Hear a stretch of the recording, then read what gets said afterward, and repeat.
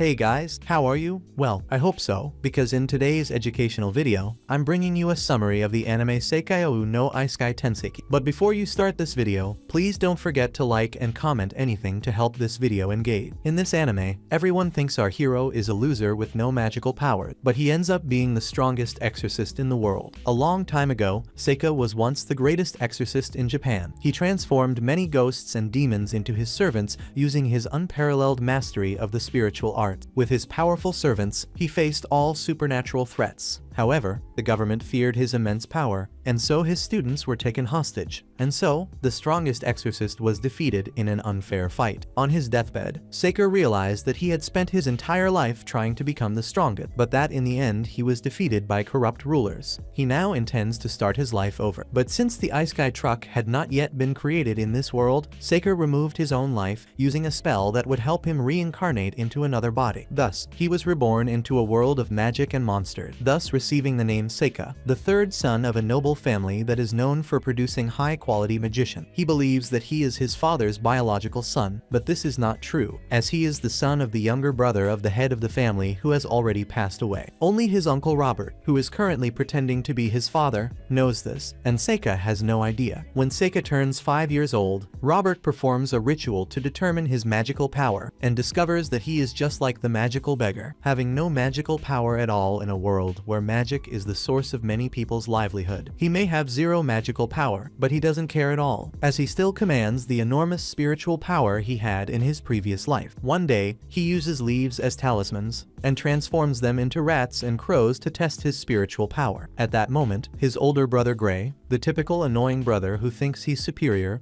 arrives to insult and intimidate him. And just as he is about to beat up Seika for no reason, he summons his crows to attack Gray, and his older brother Luft's team arrives to scare the crows away. Luft is suspicious of his younger brother, because Seika wasn't attacked by the crows, but he keeps his doubts to himself. As time goes on, Seika continues to work on his own to create paper so that he can create suitable paper dolls, which are the basis of his spells. His only friend in this house is a maid named Ifa, who always finds an excuse to come to him. Gray still pesters him, and he never forgets to show off his magical skills in front of his younger brother, whom he calls Magic Mindingo. He declares that since he has talent, unlike Seika, he will go to the Imperial Academy of Magic. But at that moment Robert arrives and takes him to a magic training class. Seika sees an opportunity and asks his father to participate in this training session, and despite his lack of magic, he is allowed to participate. Luft and Gray practice wind and fire magic on rock, and Gray teases Seika to try his luck because their father is watching. Seika doesn't want to show off his power, but he also doesn't want to be intimidated by his life, so he takes Gray's magic wand and uses his spiritual arts to manipulate the food around him, and fires a powerful ball of blue fire that surprises his brother and father. His father claims that there are cases where people born without magical power can use spells, and the color of the flames is just a property of an individual's power. Robert refuses Seika's request to learn magic, but grants him a private tutor who will help him with his general studies. Seika decides that learning more about this world will be better for him at the moment, so he studies hard and uses his paper dolls to spy on his brother's training. Years pass, and when Seika turns 11 years old, he decides to summon one of the many demons he had defeated and enslaved in his previous life. Since he sealed them away in a parallel dimension, he is confident that he can summon them in this world as well. For his first summon, Seika chooses the least threatening of his servants, Yuki, the mystical white fox. She appears in her human form and immediately clings to Seika, saying that she has missed him very much, but he insists on checking if she is really Yuki, because she was a very beautiful woman in the past. The two realize that since her powers are not complete in this world, Yuki has been transformed into a girl with a humble body. Because of this, Seika wants to send her back, as he does not like women with small bodies. He explains to her that her summoning was just a test, but she is tired of living in the parallel dimension, and so she transforms into a fox to live by his side.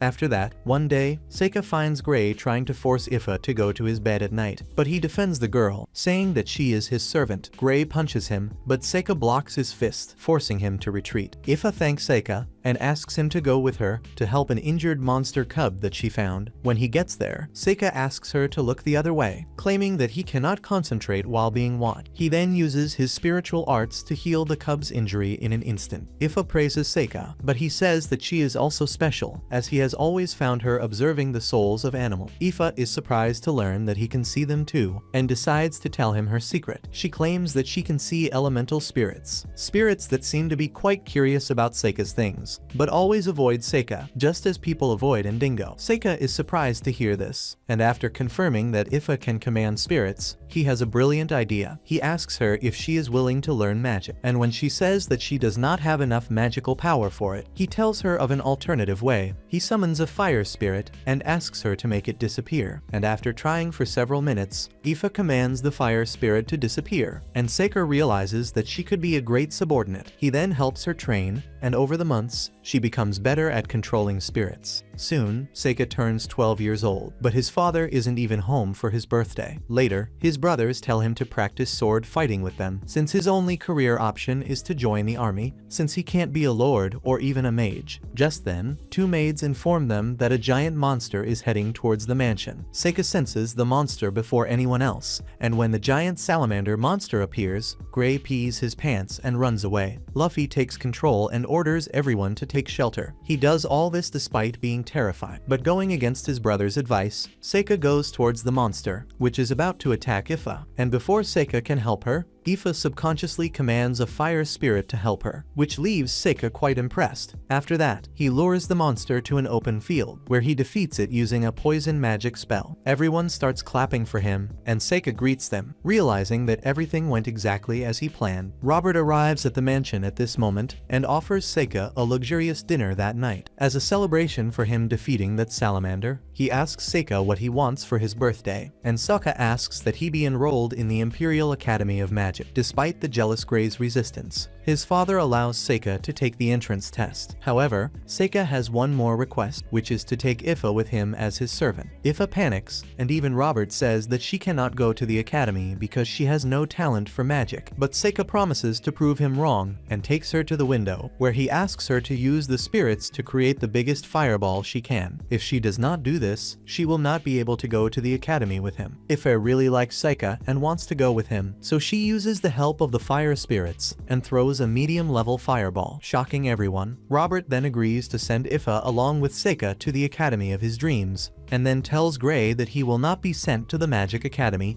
and that he will have to enlist in the army. Gray is obviously frustrated and challenges Seika to a duel for the right to determine who will go to the Magic Academy. Seika accepts the challenge, and Robert declares that the duel will take place at noon the next day, and that the use of lethal force is strictly prohibited. During the night, Luffy visits Seika to wish him a happy birthday, and even gives him a gift, which is a very expensive pen. He admits that he never had the courage to talk to him properly, but now he feels like he should have been nicer to his younger brother. Luffy then asks Seika not to hurt his older brother, and Seika promises to do so. However, Gray has no intention of waiting until tomorrow, and sends a gust of magical wind at Seika's window, intending to challenge him to a duel immediately. Seika comes downstairs, and Gray declares that he won't let him go to the Magic Academy because he believes Seika just got lucky with that monster. Gray uses a fire tornado spell on Seika, but it doesn't do even a little damage, and when Gray attacks him with wind magic, Seika blocks it with a barrier, and as Gray continues to cast spells at him, Seika takes out a paper doll and ties his brother up with it. He uses his spiritual arts to paralyze Gray, and then twists his arms so that he has no choice but to surrender to escape the terrible pain. As Gray faints, Seika decides to tell him that his victory over that monster was not a coincidence. The truth is that he had set things in motion 6 months ago, when he summoned the Cyclops demon and ordered him to lure the salamander to the mansion. He had already researched the salamander's weaknesses, and everything went exactly according to his plan. Ayuki asks Seika why he doesn't react in secret when he is very powerful. He then responds by saying that he doesn't want to stand out too much in this life because he paid a very high price due to his fame in his previous life. After that, when spring arrives, Seika goes to the gym with Ifa, where he realizes that his new body makes him feel nauseous. When he arrives at the inn, he is already exhausted, and Ifa comforts him. She has been thirsting for him for some time now, and wants to sleep with him tonight. But Seika is as dumb as a beggar and doesn't understand her advances. The next day they go to the academy for the entrance test, where the examiner asks them to place their hand under a magic crystal so that their magical abilities can be checked. Ifa turns out to have an affinity for fire and wind magic, but Seika looks like a loser in front of everyone because he has no magic at all. While the other students gossip about how he only got into the academy because of his father's money, a girl angrily silences everyone as she addresses the examiner. Seika seems to recognize the girl, who introduces herself as Emi, a commoner with a strong affinity for the 4 elements. After being evaluated, Seika reflects on how she resembles his most beloved disciple from his previous life. After this, Seika takes his written exam, and then it is finally time for the practical exam. The students have to hit the stone targets with their best magic spells to show off their power. Seika discovers that most of the losers here can only use 1 element, which is quite sad for everyone. Soon it is Ifa's turn, and she destroys the targets with fire and wind magic, and Seika is also surprised that she has developed so much without him even knowing, and her progress brings tears to his eyes.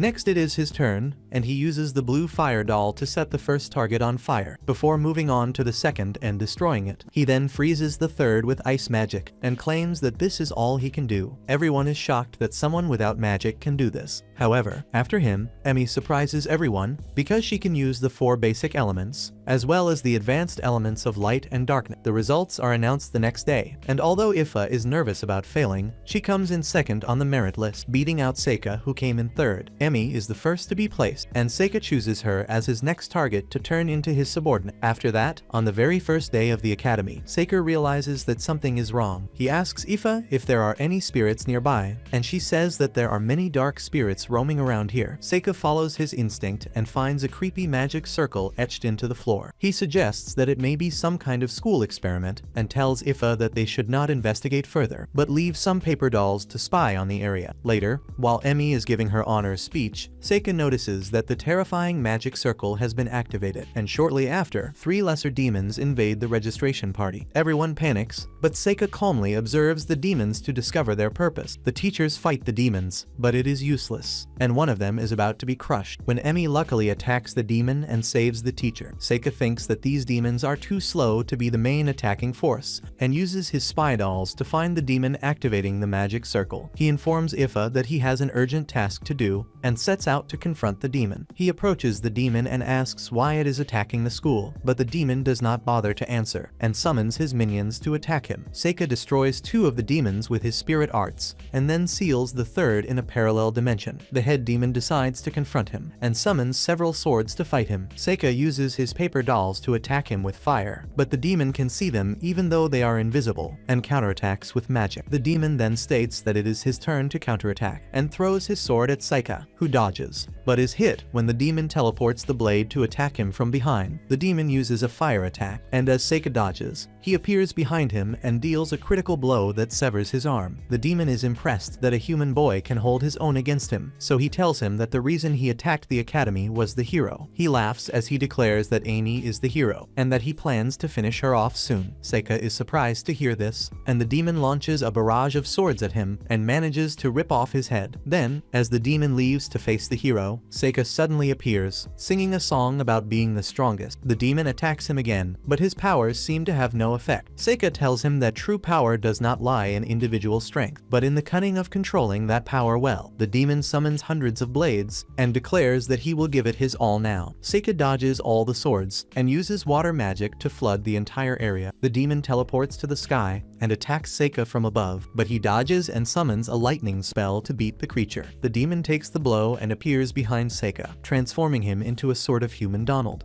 However, Seika was waiting to be hit, and uses a self-destruct spell that causes serious damage to the enemy. Immediately after the explosion, Seika switches places with one of his paper dolls, which has taken all the damage from the previous attack. The demon realizes his trick, and says that he must be running out of dolls, but Seika shows him that there are several where these came from. He decides to put an end to this fight, and summons one of his most powerful creatures, which is sealed behind many doors. The creature is a dragon, which appears from behind the doors, leaving leaving the demon shocked, because until now only the demon lord could summon a dragon. At Seika's command, the dragon attacks the demon and takes him to the sky. Before swallowing his body whole, Seika then asks the dragon to return to him, but the dragon tries to escape his control. He then sends his paper dolls to force it to change its ways, and the dragon rushes to attack him. Then Seika opens the door to the parallel world and seals it again, before concluding that his spiritual power was not properly returned to his body, which is why the dragon thought it could eliminate him. Soon after this, Seika returns to the academy and discovers that Amy defeated all the lesser demons by herself. Looking at her and then looking at the other students, he feels that the strong will end up being dragged down and crushed by the weak, and that is exactly why he does not want to be the strongest in this life. He believes that if he sets Amy as the great hero of this world, as she is the strongest human, he will no longer be everyone's target. Seika decides to befriend this grotto, and then make her the strongest human, thinking that even if she is crushed, he will not care about it. However, Amy does not seem to want to be his friend, and after a few months of trying to befriend her, he realizes that he does not have what it takes to make friends. One day, when Seika and Ifa are going to class, a huge bottle containing a foul-smelling chemical falls on them. Seika quickly teleports away from the chemical, and wonders when Professor Nerd will apologize for the accident. Professor Nerd claims that the chemical is used in his research, and that it contains monster blood combined with various herbs,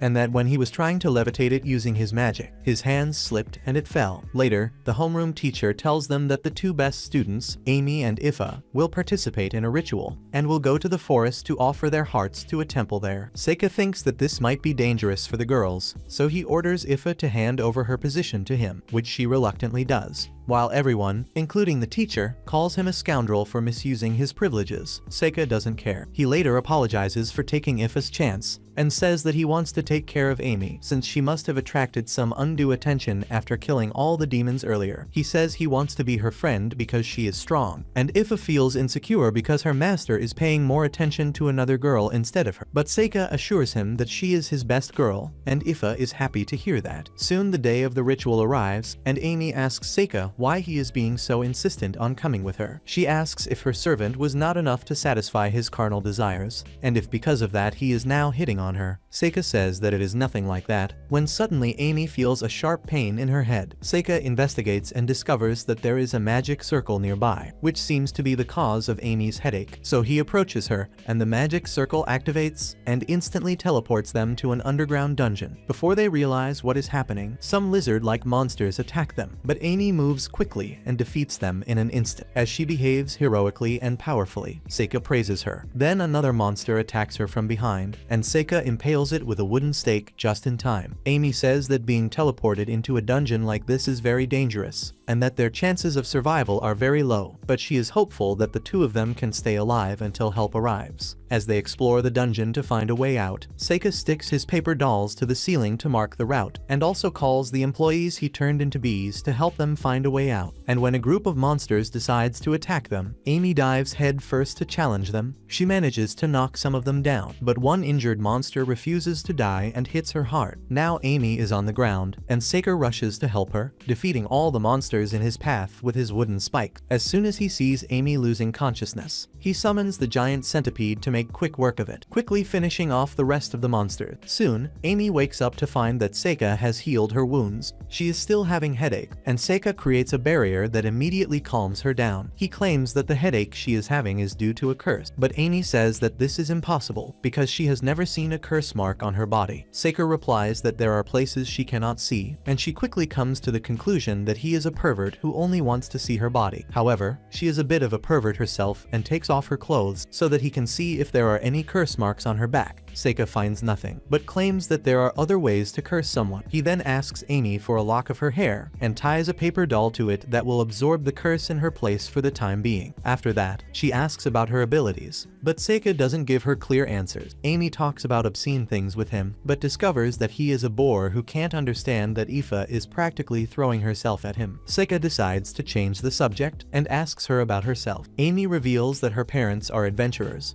and that she likes to fight. She claims to be unafraid of injury and death, which is why people around her have always thought she is strange. She says that she wants to get stronger at the academy so that the act of fighting becomes boring for her, and that she can become normal that way. She asks Seika if he also thinks she is strange, but he replies that he thinks she has her place in the world, like everyone else. His words cheer her up, and she thanks him for not judging her after hearing her story. After that, they return to exploring and defeat hordes and hordes of monsters before reaching the boss room. There, Amy discovers that it is a serpentine monster and says that it is not wise to face it, but Seika says that they can win if they fight together. She decides to trust him, and they run to the boss room. Seika attacks the boss with wooden spikes, but they have no effect, and the monster spits acid at her. Seika dodges the attack, and Amy attacks the monster from behind, but her magic also has no effect. Seika soon finds an opportunity and impales the monster's mouth with a golden nail and asks Amy to use a fireball on it. She does as she is asked, and the golden nail absorbs all the heat to explode, weakening the monster so that Amy can finish it off. She is very happy to have defeated the boss and hugs Seika, saying that their teamwork was impeccable. He praises her and says that she is strong. After that, they move on to the rewards for clearing this dungeon. Seika finds a mithril sword embedded in a demon's hand and gives it to Amy since the weapon fits her perfectly. At that moment, a magic ring falls from the ground, and he decides to keep the ring as a reward. He says that it was fun being an adventurer and asks Amy to go on another adventure with him later, which she gladly agrees to. Soon, they find their way out and return to the school, where they inform the teachers about the dungeon. The magic circle that teleported them there had already disappeared, so no one could find out who was behind it. But Seika has already found out. He goes straight to Professor Nerd and confronts him about the curse he cast on Amy. The teacher asks how he found out, and Seika lists 13 reasons why he thinks the teacher is working for the demon. He finds out that the teacher helped the demons infiltrate the school and also teleported him and Amy into the dungeon. He asks the professor to show his true form, but the man laughs, saying that he is a human who works for the demons as a spy. Seika praises the man as a genius because he has created a new spell to curse someone from a distance, slowly killing them without leaving a trace.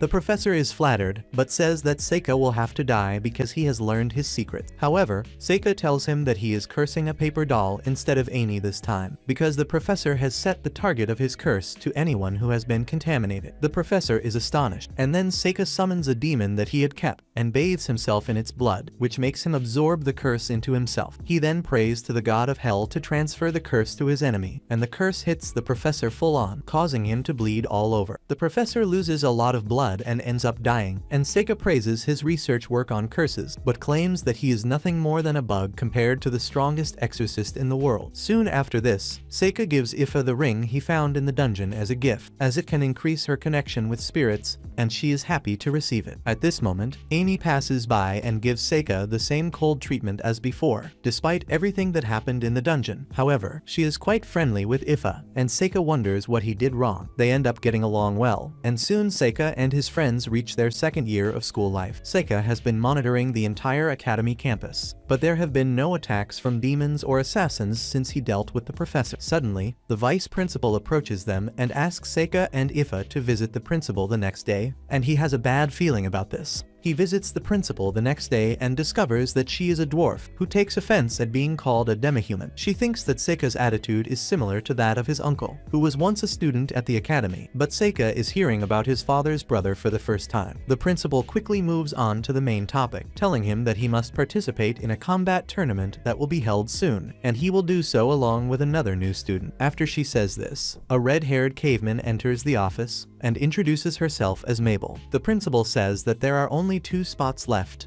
and that Mabel will take one of them, while she wants Seika to take the other. When Amy finds out about this, she is furious that she wasn't invited since she is the best student, but Seika has a theory about it and wants to test it out. Amy is still disappointed that she was overlooked. She imagines that Mabel is related to some nobleman who pulled strings to let her participate in the tournament, just to improve her resume. Amy says that the girl must be a spoiled brat who knows nothing about the real world, and at that moment, Mabel arrives and says the same thing to her. Amy confronts her. However, Amy says that Mabel was not chosen for the tournament simply because she was too weak. Amy takes this as a challenge and borrows some training swords from some students to challenge the redhead number 2 to a duel. At Seika's signal, Amy runs towards Mabel, who blocks her attack by strengthening her sword with dark magic. She faces Amy on equal terms and disarms her with a powerful blow. Mabel taunts her, calling her a spoiled heroine, and Amy calls her a cheater for using magic in a sword fight. Mabel responds by saying that she can't afford to complain like that in the real world, and before leaving, she also warns Seika to give up if he's not taking the tournament seriously, because otherwise he'll end up getting hurt. He gives her a forced smile, and when Mabel leaves, he goes to help Amy up. Amy has decided to accompany Seika and Mabel to the tournament, all to see them fight there. In the train car, Amy and Ifa continue talking, and Mabel says that they're all just sheltered children. Seika is getting tired of her emo attitude, but he decides to mind his own business. As soon as they arrive at the capital, Seika is in a bad mood due to nausea, but he still insists on going to the arena to find out who his opponent is. He discovers that if he and Mabel keep winning,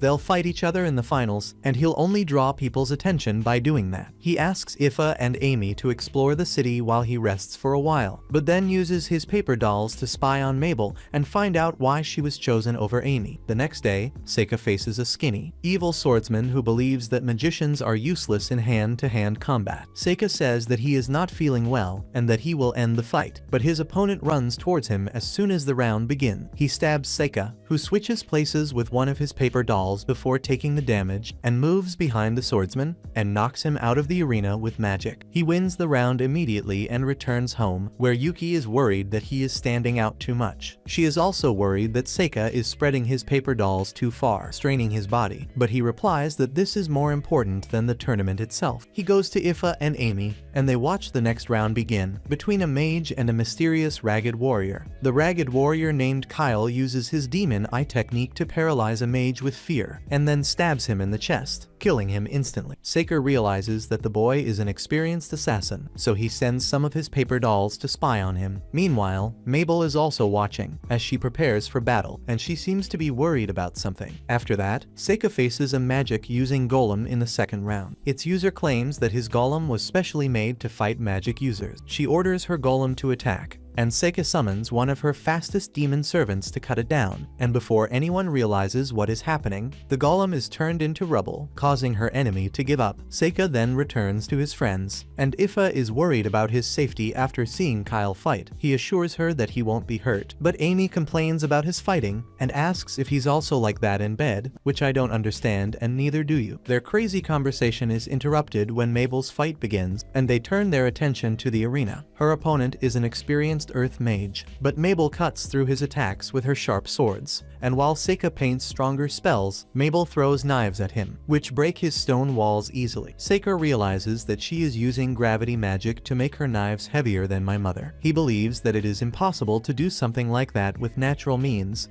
and wonders how much she trained to reach this level. Mabel cuts the wizard's staff and defeats him, and the commentator calls her the red-haired heroine. Seika is confused because he still doesn't quite understand the traditions of this world, and Emily says that the second hero is named Mabel, and that she had the same hair color and the same choice of weapons as her. Seika then realizes what is happening, and during the night he intercepts a spy demon who sends a messenger pigeon somewhere. This enemy shows ignorance and tries to attack Seika from behind, but he ties him up with his vine. The spy asks how he knew about him, and Seika tells him that his servants are watching him and talking to other informants. Seika then asks him what message he sent, but the spy asks him to interrogate his corpse. Seika replies that he will ask his soul if he is not willing to talk, and summons the crazy monkey. No, it is not your Discord friend, nor mine. The crazy monkey is a demon who can read minds by stealing the words from their mouths. Seika continues asking the spy some questions, and the monkey reads his mind and tells him about the demons he works for. The spy believes that Mabel is the heroine, because she is a red-haired girl with incredible powers, and meets all the requirements that describe the hero. Seika thinks he has learned everything, so he frees the man and gives him as a gift to his crazy monkey. The monkey eats the man, and then turns to Seika to read his thoughts, where he reveals that Seika is filled with pity for the man who was just killed. Seika does not like his thoughts being read, so he threatens to kill the monkey if he does not stop. The monkey is terrified and runs back to his room in the parallel dimension. At that moment, Yuki emerges from his hair, and Seika apologizes for having scared her. She realized that the school sent Mabel to the tournament to make everyone believe that she is the heroine, so that the real heroine,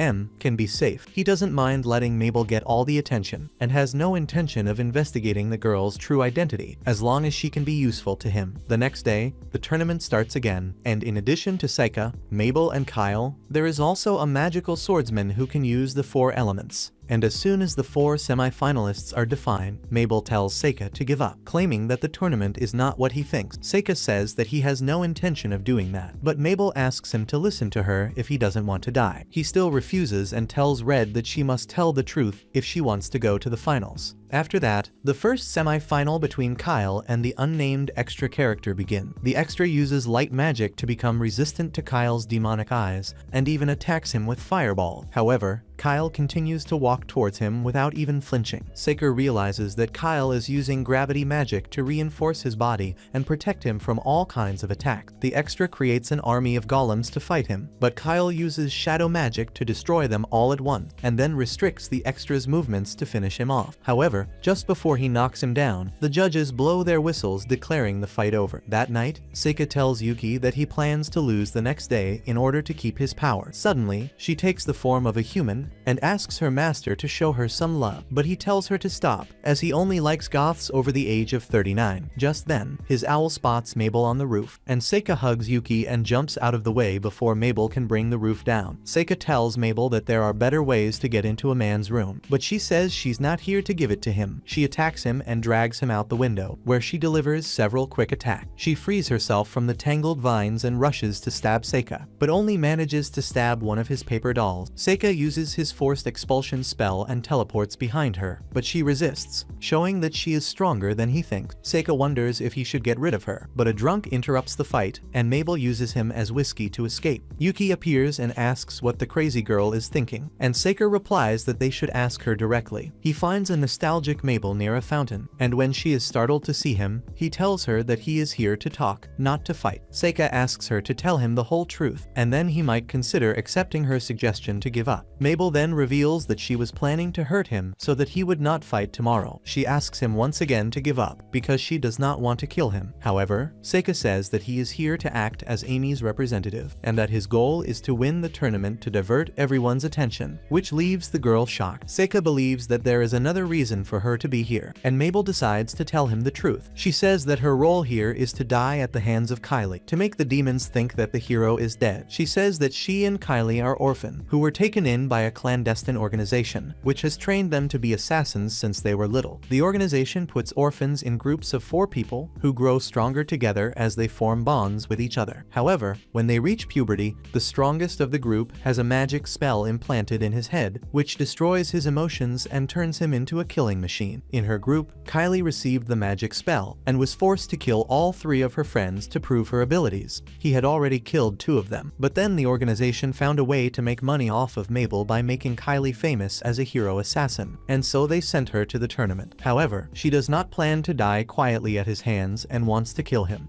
Mabel claims that Kylie killed her brother, who was in the same group, but Seika denies it. He knows that Kylie is his real brother, and she wants to kill him to free him from his cruel fate. She is surprised by his correct deduction, and tells Seika that her brother's last wish was to be stopped by her if he became a monster, and that is why she wants to enter the finals no matter what, and defeat him at the risk of her life. Seika stands up and says that he has changed his mind, and that now he will enter the finals and defeat Kylie for her. Miley says that it is her duty to do so, but he replies that she will only lose her life if she fights Kylie. He asks her to return to the academy, and promises that no one will tell her anything, as he will protect her. Seika tells Mabel that her brother would like her to be free and happy, and because he wants the best for her and her brother, he will grant both of their wishes. Mabel is speechless, but tells Seika that she will not hold back the next day, and he responds by saying that he will prove to her that he is the strongest. The next day they face each other in the arena, and as Mabel imposes her giant axe, she states that a spoiled noble boy like him will not be able to defeat her. The duel begins, and despite using a heavy weapon,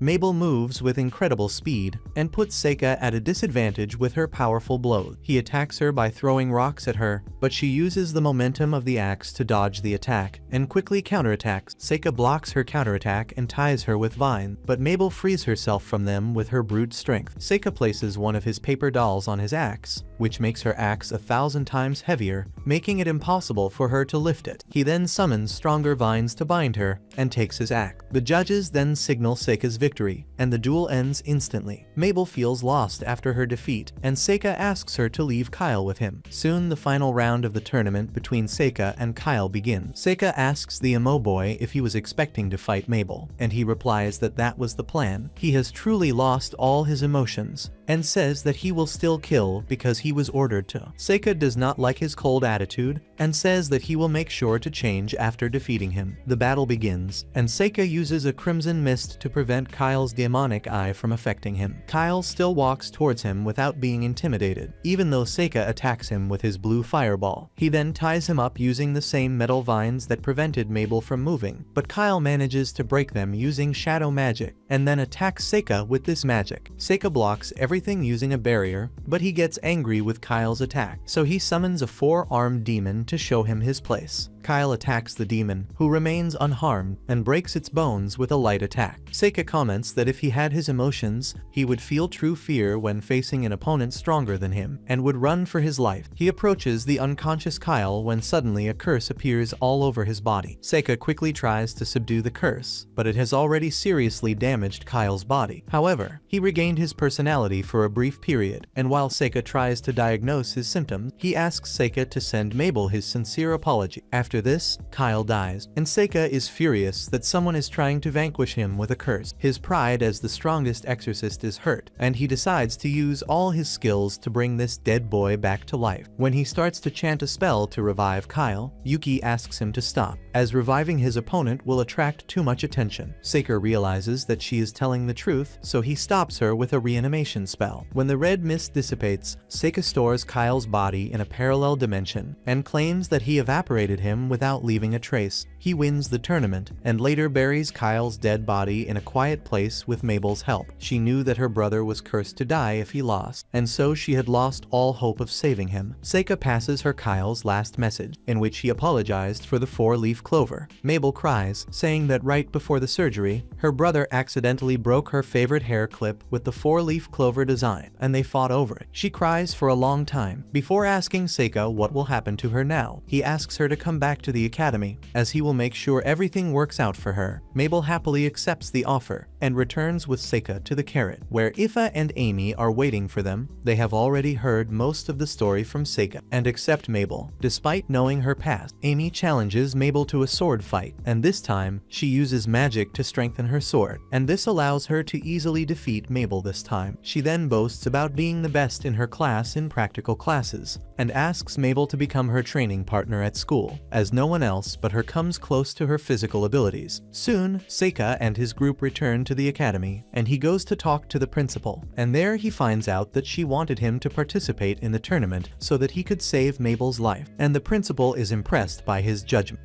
She claims that the underground organization sold Mabel to her because they were already planning to kill her anyway, but she felt sorry for the girl who had faced many hardships. She wanted to save the girl, so she trusted Seika because she knew he was the strongest person in the world. Mabel's safety at the academy is guaranteed, and she asks Seika to help her as her senior. After that, Seika goes to a common room, where he finds that Mabel's hair dye has disappeared because she no longer needs to pretend to be a hero. Now she is terrified of Seika, who is very strict and helping her study, and she receives no help from Ifa or Ami. The mid-semester break soon begins, and Seika is given an assignment by his father to investigate a dragon in a nearby kingdom. Ami wants to go with him, but Seika reminds her that her parents must be waiting for her, since Mabel was adopted, and she will also be spending time with her new parent. Ifa seems a little nervous because she wants to go with Seika, and he invites her to come along. At that moment, Cecilio, the crown prince of the kingdom of Asteria, arrives in the cafeteria and says that they seem to be going to a third world country. His elf servant asks him to be careful of the snowflake, and Cecilio decides not to comment and goes straight to Seika and introduces himself. Suddenly, his gaze falls on Ifa, and he is enchanted by her beauty and asks her to join his harem and become one of his 200 wives. Ifa doesn't know what to say, but she manages to say that she is Seika's slave, so she cannot accept his offer. Cecilio then turns to Seika and asks him to name the price for the girl. Before he can give an answer. Elphalus, the prince's servant, asks him to take the matter elsewhere. They meet in a private office, where Cecilio tells Seika that the mission to investigate the dragon has been issued by his kingdom. He tells Seika that the dragon has lived in harmony with the people of his kingdom for over a century, but now the dragon has suddenly started to misbehave. Seika wants to know why the dragon has lived in harmony with humans for so long. Cecilio tells him a story about a queen who helped a dragon hatch its egg, and then helped the dragon hatch into a baby dragon. He doesn't know if this story is true, and asks Seika to investigate it while he searches for the dragon. Later, when Seika is walking back to his dorm, Amy and Mabel pull him into the bushes and ask if he is planning to give Ifa to Prince Womanango. He promises that he will not let her go, but it will be a different matter if she likes the prince, as he will respect her decision. The girls come to the conclusion that Seika is really quite stupid, as Ifa has no intention of leaving him. In the end, they decide not to bring up the subject anymore. The next day, Seika and Ifa leave with Cecilio's group. Ifa believes that a prince like Cecilio would not really want to add a slave like her to his harem, but Seika thinks that the prince is serious. Ifa smiles, saying that she was a little happy to hear that, and Seika feels jealous for the first time in a long time in his life. After a long journey, they arrive at the capital of the kingdom, and Cecilio comments that everything here is peaceful, but that the dragon is causing trouble. He points to the dragon flying over the city, scaring people, and Seika comments that it is quite large. Suddenly, the dragon turns towards them and flies dangerously close to them, scaring Ifa, until suddenly a summoner calls a lava tiger to face the dragon. The dragon flees, but the lava tiger notices the defenseless Ifa and runs towards her. Seika restrains it using crystal pillars, but the lava tiger easily melts them and runs towards him. Seika is about to erase the tiger from the world's existence, when his summoner puts a collar around its neck and restrains it. He calls the tiger back, and Cecilio comes running to reprimand a summoner, who calls himself Zekti. He is reprimanded for letting his beasts attack his guest. However, Zekti tells him that there are more important things to worry about, as the dragon has become more impatient and dangerous in recent days. Seika learns that Cecilio has hired mercenaries led by Zekti to kill the dragon if they can't find a way to stop it. Seika says that this is a bad idea, because Zekti's lava tiger won't be able to defeat the dragon, but it will make it very angry. Zekti arrogantly tells Seika to shut up, because he doesn't know anything about the real world. Seika says that he should learn to control his tiger before lecturing others, and warns him not to put it where he can see it next time. Cecilio interrupts their fight, and tells Zekti to leave. After this, Seika asks him if he has the queen's approval to kill the dragon, and discovers that the prince was acting on his own. He asks Seika to stay out of his country's politics, so he turns to Ifa, and teaches her to fight for herself. He tells her that he will not be with her forever, and that she must use her magic to protect herself. Ifa begins to cry after hearing this, and Seika forbids the prince from interfering between him and his servant. Seika knows that his words were harsh, but he knows that she must overcome her fear, or she will pay a heavy price for this. In his previous life, one of his students was eaten by a dragon before Seika could fully tame it, and he does not want Ifa to go through that. The next day, Seika gathers information about the dragon in the library and discovers that the dragon also behaved strangely 150 years ago. At that time, there was a pair of dragons in the mountains, which had laid eggs, and in order to keep people away, they scared away humans and monsters, and of course stole livestock to feed their young. However, the female dragon died a few years later, and now there is only one male dragon. Ifa believes that this time the dragon's agitation cannot be due to childbirth, but Seika plans to climb the mountain to find out the truth. Ifa says it is dangerous, but he assures her that he will be fine. That night, while he is busy with his research, Ifa knocks on his door, saying that Cecilio has sent a maid to invite her to his room. She does not want to go, and is afraid of being alone, so Seika lets her share his room and bed. As they lie back to back, Seika asks Ifa if she plans to join the prince's harem, and she refuses. He tells Ifa not to be shy, and if she is holding back because of him, she should go to the prince. Ifa is hurt by his words, and says that if he is upset about her being weak and cowardly, she will make things better, but she does not want him to leave her. Seika realizes that he chose the wrong words, and tells Ifa that he only wanted to tell her that being invited to a harem was a great opportunity for any woman, especially since it was the prince's harem, and he says that he will feel a little lonely without her, but for him what matters is her decision. Ifa says that she will think about it, and goes to sleep with tears in her eyes. The next morning, Seika discovers that she left the room before he woke up. Yuki also appears and says that he was too harsh with a girl who has loved him forever, but he refuses to believe her. Later, he goes to Cecilio and confronts him for inviting Ifa to his room late at night. The prince apologizes and once again asks Seika to sell his servant to him. Seika says that he does not treat Ifa as an object, and so he cannot give her to just anyone, but if she wants to join his harem, she is free to do so. After this, Seika informs Cecilio that he plans to climb the mountain to investigate the dragon, and hopes that the prince will not try to approach Ifa while he does so. As he leaves for the mountain, he bids farewell to Ifa, and when she returns to the palace, Elphalise approaches her. She has realized that Ifa has the ability to see spirits. Because she has elven blood running through her veins, she asks Ifa to join Cecilio's harem, saying that it is a better option than remaining a slave to a monster. Lise asks Ifa if she has not noticed that the spirits avoid Seika, as if he were releasing Bonako miasma. She responds that despite everything, Seika is a human, and she has known him as a kind boy since they were little. Lise asks more questions about her master's origin, and discovers that no one knows who Seika's mother is. She claims that Seika's mother could very well be a demon, and asks Ifa to stay away from her dangerous master. Ifa gets nervous, and Lise seizes the opportunity to take her to see the harem. While his girl is being manipulated against him, Seika climbs the mountain riding his giant centipede, and finds the dragon. The CGI dragon is aggressive and attacks Seika immediately, who blocks its fire breath with his barrier. The dragon attacks him, but Seika dodges the attack, and summons a demon with incredible weight to knock it down. After that, he traps the dragon in an unbreakable net, and goes to the nest, where he finds the dragon's egg. Ayuki appears and asks how a male dragon can lay an egg, and Seika answers that these dragons are gender-fluid species, which can change from male to female at will. Seika decides to help with the egg's hatching process, and the story about the queen hatching a dragon egg suddenly begins to make sense to him. His actions win the dragon's heart, who assigns him the task of caring for her baby. Seika creates a circle of fire and continues to roll the egg while the dragon rests. He gets tired of caring for the egg and decides to return to the palace and tell the prince that the dragon will not attack them unnecessarily. However, the dragon does not want him to leave and approaches him to embrace him. Meanwhile, Ifa discovers that all the prince's future wives live together happily. Alice claims that this place develops the girls of the harem to be important figures in the future, and the prince wants to find a suitable candidate for his wife among them. Ifa is unsure of her answer, so Alice takes her to the prince, who is waiting for her along with a slave trader and a court official. The prince asks the trader to assess Ifa's worth, and then brings the amount he believes is needed. Ifa is terrified and asks what is happening, and the prince says he will pay Seika this money to free her from her condition as a slave. Ifa says he should not do this without Seika's approval,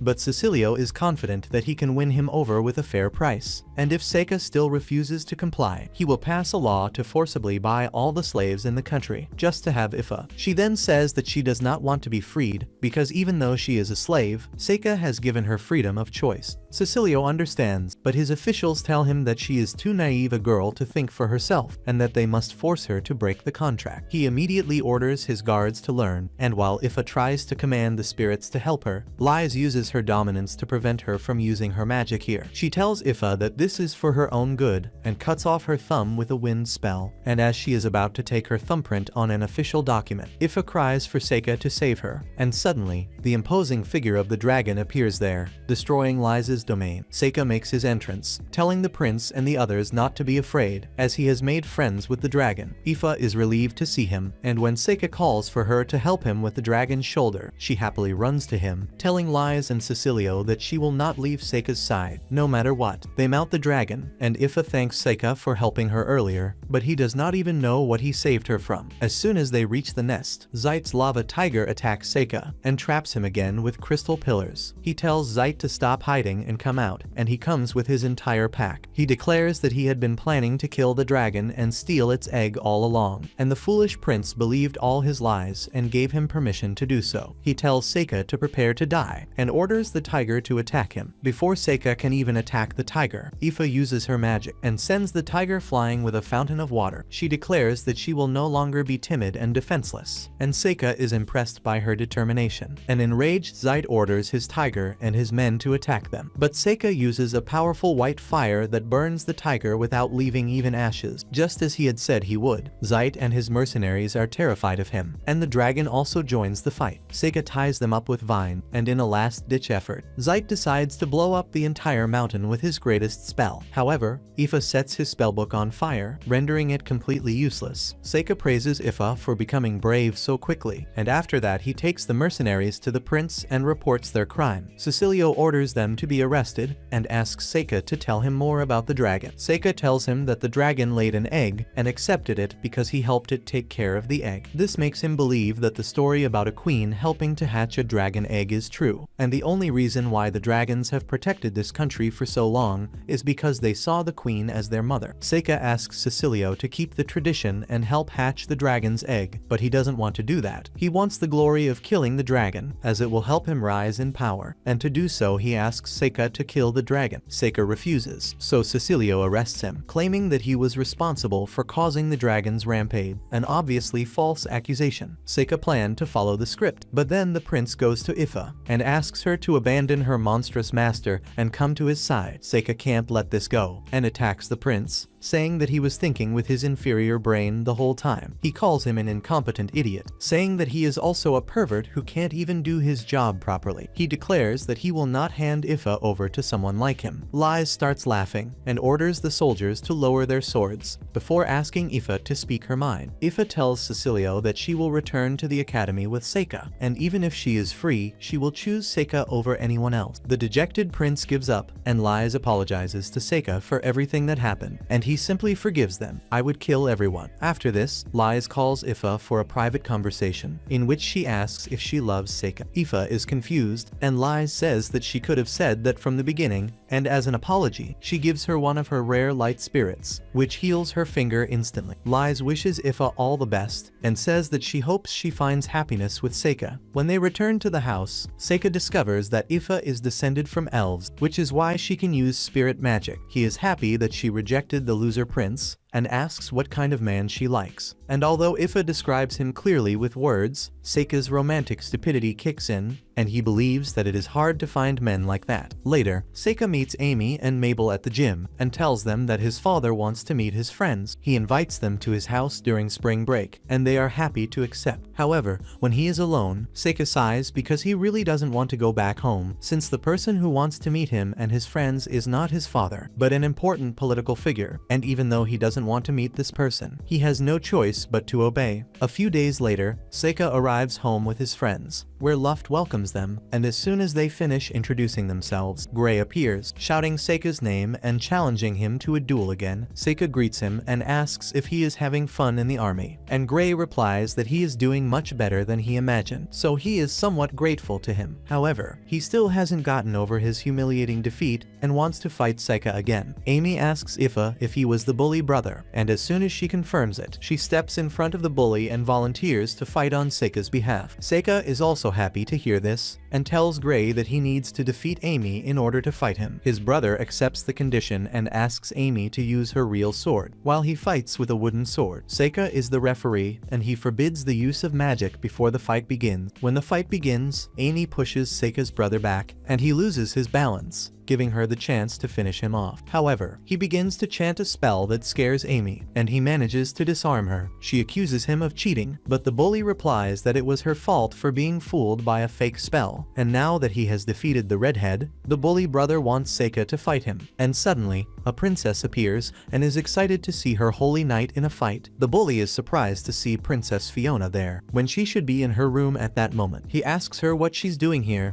and she laughs and says she came to see him lose. After hearing such words, Seika's brother gives up the fight, and Seika is surprised that the girl managed to tame his wild nature. He then introduces Fiona as the sacred princess of his kingdom, and the girls are shocked to learn this. When they go back inside to talk, Seika tells Yuki that Fiona was called the Sacred Princess because her mother was a priestess, and she inherited her abilities and strength from the royal blood. They sit down to have tea, and Amy whispers to Seika about the reason for the Sacred Princess's present. Fiona responds that she wants to meet the hero of this era, making Amy blush. She then praises Seika, saying that she has also heard many things about him, and asks him and his group to accompany her to the capital. Seika accepts his request, and after the princess leaves, leaves. The girls ask him why he kept the princess a secret until now, and he can't give them a proper answer. That night they gather for dinner, and Fiona says things that indicate that the food may be drugged, but in doing so, she cleverly discovers that Seika has befriended a dragon, that Ifa loves him, and that Mabel is not a noble by birth. As they talk, Seika's adoptive father remembers a conversation he had with a servant of his, who was actually Ifa's father. His attendant was upset that his daughter had been sent to serve Seika, who was a creepy, illegitimate child of unknown origin. But Robert was confident that his brother's son was a good person. Later, when Seika is relaxing in his room, Ayuki imitates Fiona and says that she doesn't like her at all. Seika understands what she means and comments that his wife in his previous life was like that too. Ayuki is surprised to hear this and wants to know more. But then Amy appears. Seika is startled, but Amy simply lies down on his bed and begins asking about his future plans. She says that she will go on an adventure after graduation and asks Seika if he plans to pursue higher education. He reminds her of their promise to go on adventures together and promises to become an adventurer to do so. Amy is happy to hear this and says that she will look forward to it. After she leaves, Ayuki climbs down from Seika's head and reminds him that he was only getting close to Amy to hide his strength, using her as bait, and he says that he remembers everything. The next day, Seika takes Fiona on a tour of the city, with Amy and Goliath as his only guards. She's having fun and even holds Seika's hand as they walk around the market, pretending they're on a date. She wants to get even closer to him and decides to use the old cliche of being saved by the guy to get closer to him. She clings to Seika and asks him to stay close to her in case something unexpected happens. Fiona takes him to a construction site where a rope snaps right above them and a pile of wood is falling. Gray and Amy quickly spring into action, breaking the logs and protecting the princess with earth magic. Everyone asks Seika if he was asleep, and he says he was counting on their skill. Fiona doesn't seem too pleased that someone else saved her instead of Seika, and to make up for it, he gives her a ribbon. He even creates a magic mirror so she can see herself, and the princess is happy to receive his gift. Later, Seika finds Gray practicing his sword skills. He asks why the princess chose him as her holy knight. Goliath says that despite her innocent appearance, Fiona is a seasoned politician and chose him not because of his skills, but because of some grand plan she must have. He adds that she named her guards holy knights to attract more influence. Seika says that Fiona seems like a normal girl, but Goliath says he is mistaken because she is actually a viper. He says that Fiona was once forbidden from even leaving her room. However, now she is one of the candidates to become the next ruler. All of this was possible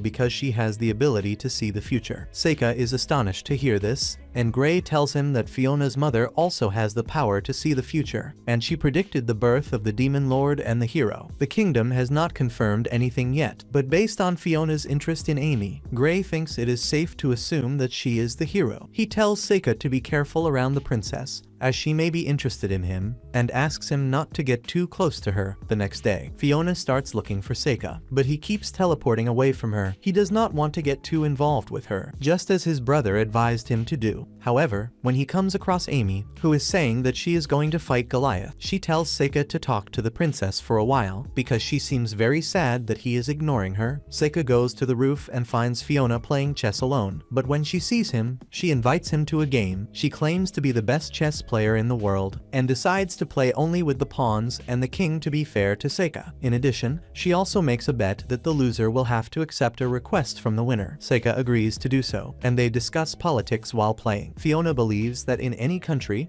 the greatest power belongs to the people, which is why she is traveling around the empire to spread her name so that people will support her. She wants to receive help from the nameless people to consolidate her strength, and she thinks that Seika can be useful to her as well. He confronts her about her worldview, and Fiona says that she was going to tell him the truth soon. She says she wants to use her powers to help others and wants Seika to help her with that. Seika doesn't tell him much about his power, but he still agrees to help her. She easily defeats him at chess and smiles as she says she'll think carefully about the one request he can't refuse. The next day, it's time for them to leave for the capital, and they bid a long goodbye to Luft before leaving. Seika takes the carriage with Fiona and Golit, and his seasickness immediately puts him in a bad mood. He still keeps an eye on the convoy using his servants and asks his brother about the knights and bandits found in the area. Just then, someone attacks the convoy and destroys one of the carriages with luggage. Seika jumps onto the top of the carriage and finds that the bandits have surrounded the group from all sides. The archers shoot at him, but he uses a magnetic shield to deflect the arrow. The bandit leader is frustrated with the uselessness of his warriors and mages in the face of Seika's power, and then Golit takes control of the situation and orders his knights to take down the bandit. Fiona appears and asks Seika to catch all the bandits alive, and he ties them up with vines to fulfill her request. Soon the girls also join Seika, and Ami is disappointed that she didn't fight. Afterwards, she says it was strange that the bandits attacked such a well-guarded group. At this point, Fiona calls Seika to her carriage to thank him, and states that she needed the bandits alive to serve as proof that someone tried to assassinate her. She had already seen his future, and so she had brought extra carriages to transport the assassins to the capital. Seika says that this is dangerous, as the bandits may try to escape and attack the princess again, but she assures them that they won't do anything reckless, as the bandits are waiting for reinforcements that will never come. Soon, the group arrives at the capital, and Fiona, strangely sentimental, says goodbye to Seika and his friend. Before leaving, she tells Seika to never forget that she is by his side, and he doesn't understand what she means. Soon, Seika returns to the academy, and there he is given the position of student council president. He accepts the position, but upon returning to his dormitory, Ayuki asks him if taking on such a prestigious position won't make him stand out even more. Seika replies that he has been thinking about changing his behavior for some time, because due to his death in his past life, he has been acting like a coward, so he wants to enjoy the rest of his school life, not trying to keep a low profile, and after that he wants to live the life of an adventurer. And as for the increasing number of powerful enemies, he wants to deal with them without letting anyone know what happened. Seika doesn't know that he will have to face enemies sooner than he expected, because a group of powerful demons has arrived outside the academy city, and their only mission is to kill the great hero. The leader of the group of demons senses a powerful presence within the city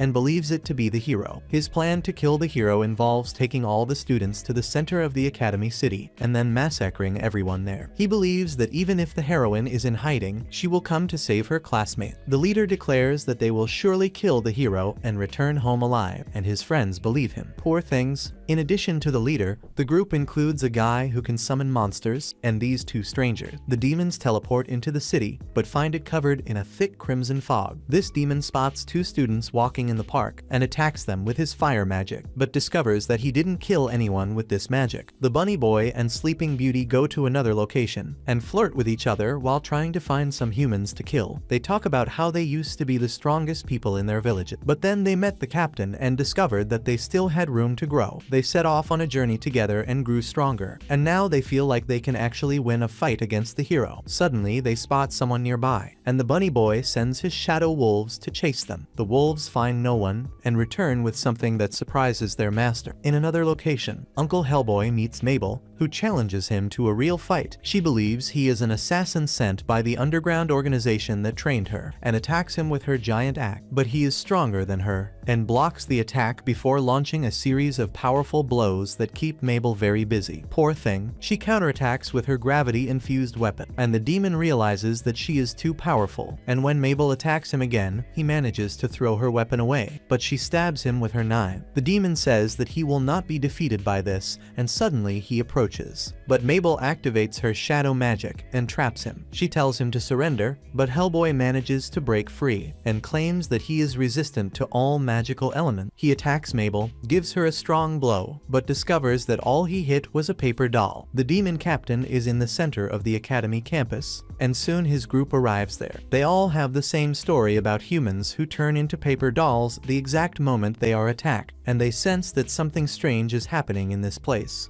and their captain decides to retreat immediately. Suddenly, Seika appears, singing a poem he wrote a long time ago. The demon captain uses his magical eyes to measure his strength and discovers that he is too strong for them. Seika tells the demons that with the exception of the girl with the giant axe, all the demons they have faced were fake. Uncle Hellboy claims that the girl was the strongest, but he can sense that Seika is even stronger than her. He challenges him to a fight, but has his head cut off suddenly. Poor thing. Seika was just playing with a paper doll, which he had used to curse the demon, and says that this demon was quite weak, despite its muscular build. Sleeping Beauty becomes furious and rushes to attack Seika. Although the captain tells her to stop, she unleashes her demon eye ability that can turn anyone into stone, but it doesn't work on Seika, who promises to show her something similar. He summons a giant white snake. The snake has its eyes sewn shut, and even so, its gaze stops the demon girl's heart, killing her instantly. The rabbit boy becomes furious and tries to attack, but he can't do any damage. He was just using it as bait so he could approach the white snake and use his tamer skills to befriend it. He is confident that he can tame the snake, but when he turns around, the snake swallows him whole. Seika laughs at his futile attempt to send his snake back, and the demon captain realizes that he never had any chance of defeating the boy. Despite being terrified by Seika's power, the captain tells his teammate to run away while he holds the enemy at bay. He wants the normal demon to return to the demon realm and tell everyone about the monster in human form. His teammate asks the captain who the boy in front of him is,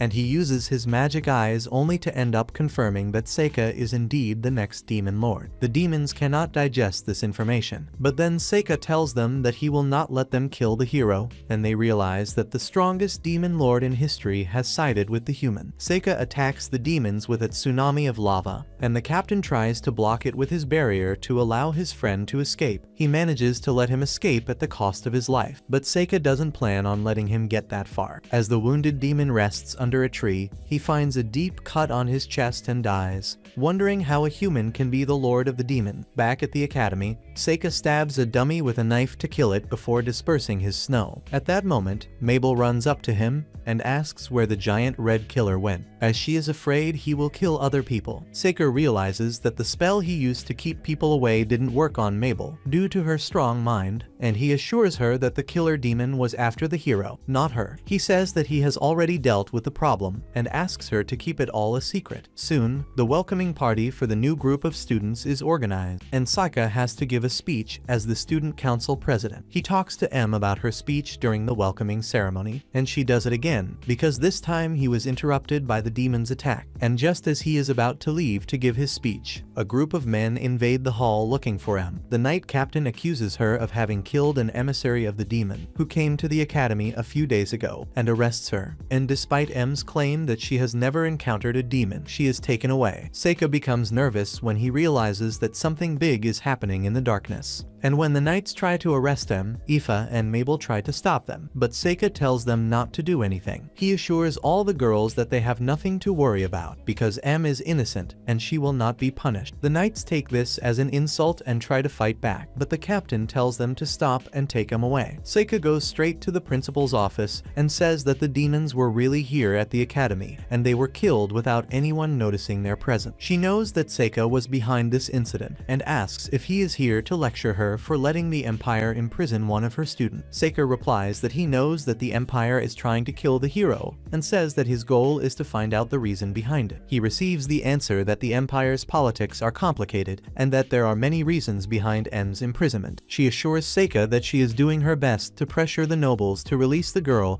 and asks him to stay quiet and wait for the good news. But Seika does not believe that the efforts of a person with dwarfism can yield result. He says that if too much time passes, M might die, but in the end, since Seika can't trust anyone but himself, he decides to take action himself. Aoife and Mabel are waiting for him outside the office, and they want to join Seika in rescuing him. As soon as he leaves the office, he tells them to calm down, since they can't do anything to help him on their own, and asks them to let the school administration handle. He says he'll wait patiently at the academy, but that's a big lie, and he summons his dragon during the night. The dragon is still rebellious, and Seika struggles to control it. Yuuki suggests that Seika give up on saving the girl if he wants to have a good life in this world. She believes that if he tries to save her, he'll face the most powerful people in this empire directly, and the story of his last life could repeat itself. However, Seika is furious because he still sees Amy as one of his beloved disciples, and he doesn't want her to get hurt. He declares that he will not leave any witnesses so that no one will know how powerful he is. Yuuki is terrified by his rage and decides to stop talking, as she knows she cannot change his mind. He climbs onto the dragon and orders it to fly towards Amy immediately. Meanwhile, Amy is in prison, where she wonders what will happen to her now. She misses her friends and believes she will never be able to see them again. As Amy cries remembering her friends, someone pays her a visit. In the meantime, Seika arrives at the city where she is being held captive. He scatters her paper dolls and turns them into mice to gather information. Soon, Seika discovers Amy's location and enters the castle through the air. He returns the dragon to the parallel dimension, and a guard sees him. The guard whistles to alert all the soldiers in the area. They were expecting an attack like this, and they quickly get information. The archers fire arrows at Seika, and he uses the magnetic storm to deflect them all. The guards are too persistent, so he summons 2 giant boulders to crush their firing points immediately. He breaks through the doors and enters the castle's interior, where more guards are waiting for him. They ask him to identify himself and explain why he is attacking them, but Seika simply tells them to stay away if they want to live. The guards become enraged and fire arrows at him, forcing him to dodge and hide. He is innovative in his tactics, and uses his white flame spell to turn them to ash in an instant, a great way to settle things. After that, Seika summons his scythe, which cuts through the soldiers in an instant. The remaining soldiers are afraid of him now, but they still attack Seika in desperation. He burns them with blue flames, and then leaves a small friend of his free to finish off the soldiers as he pleases. And after wreaking havoc inside the castle for a few minutes, Seika makes his way to Amy's cell. She is shocked to see him, and Seika destroys the prison door, while telling her that he is here to take her back. Amy is worried about him, and reminds him that his actions will have serious consequences for him and his family. Seika reminds her that her life is in danger, but she tells him that she will be fine and that they will release her soon. She tells him to return to the academy and wait for him at school, but Seika says that will not be possible. He tells Amy that she is the heroine of the fairy tales who reincarnates to fight the Demon King every time. She states that she will be killed by those who have no power and fear those who do. Seika asks Amy to come with him so that they can escape, but then he senses someone coming towards them and attacks them with a fireball. The intruder deflects the fireball, and Seika is surprised to learn that he is facing his brother. Seika asks if he wants to duel now, but Fiona appears and says that there is no need for that. Seika is not surprised to see her and thinks that she must have seen this moment in advance. He wants to know exactly what is happening, otherwise he will attack her too. Fiona responds that she only wants to talk to him because she knows how powerful he is. She claims that she will answer all his questions to show her good faith, as she wants him to accept her offer after that. Seika asks her why they are planning to kill Amy, when she is the hero, and Fiona begins to talk about the history of the first hero. When humans and demons fought for the first time, they did not know how to deal with opponents much stronger than themselves. However, when the powerful heroine arrived, she changed the course of the battle single-handedly. She says that back then, the hero was a symbol of peace, just as the demon lord was a symbol of destruction.